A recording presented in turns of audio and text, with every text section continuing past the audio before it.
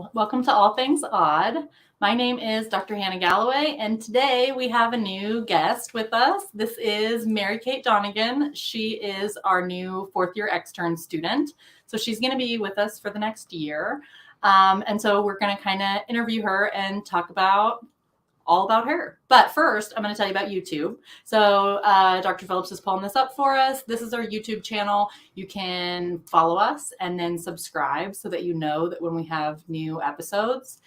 We don't have a new episode every Thursday, but it's typically Thursdays at 12:30 Mountain Standard Time.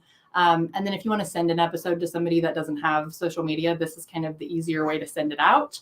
And you can see all the fun thumbnails there so you can see what the episodes are about.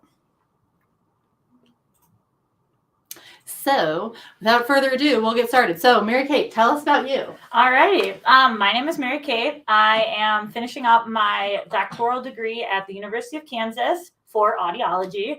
I actually went to undergrad at KU. So did you.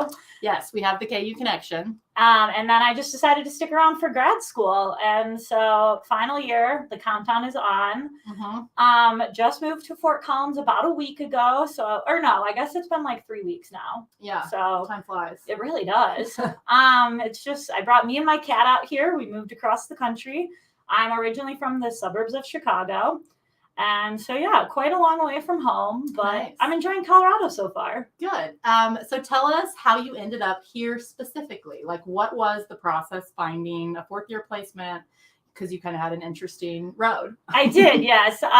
So my fourth year placement, I actually did not find this placement until my spring break. So it was the middle of March, and people start in the middle of May. So that was scary. But I had something set up. I did like the whole timeline and everything, and I had something set up, and it kind of fell through.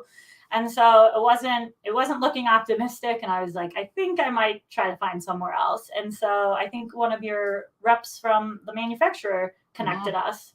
Yeah, so it's a small world, but things happen for a reason. And it's interesting because the fourth year process has kind of changed a little bit. So when I went through school like 8 years ago, how it worked was you find someone kind of local that's willing to take you on. That's a supervisor. So Dr. Phillips was my supervisor. And then she supervised me for a year, and then you graduate.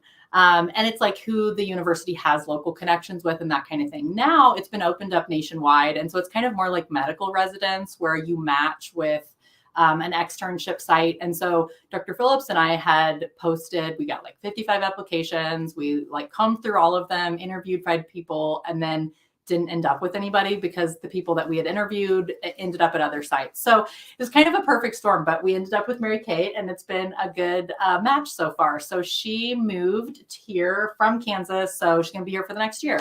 And then looks like we have a comment. I can't read very well, so I have to lean in. Awesome. So Kyle, thank you for commenting. So Kyle is somebody that you'll probably meet in the future. He works for Widex. So thanks for commenting. So yes, this is exciting that we'll have a fourth year for a full year. We've done that before, but not since we've been at this clinic.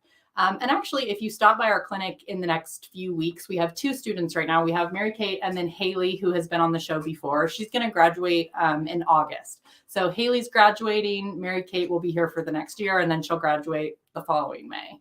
So yes, tell us about what are your favorite areas of audiology, like passion areas? Yeah, I feel like I'm kind of basic about audiology. I love like hearing aids and just like assisting with like the elderly population and just kind of like being there.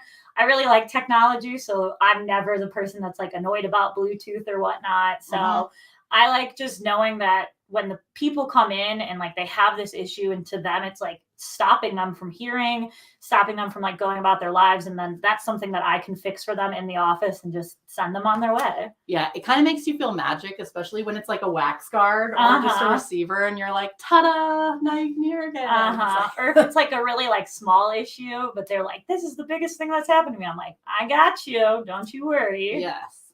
Yes. So where, if you had to pick, and I know you probably don't know yet, but where do you see yourself in like 5 years, or like audiology? Are there areas you want to specialize in, or do you think you would be like more general? You know, it really changes a lot. I think it depends on like where I'm at in my placements. So last semester I was at an ENT office, and I was like, this rocks. Like I love doing audios all day and like collaborating with physicians. And then now I'm back in private practice and I'm like, dang, I really miss like talking to my patients.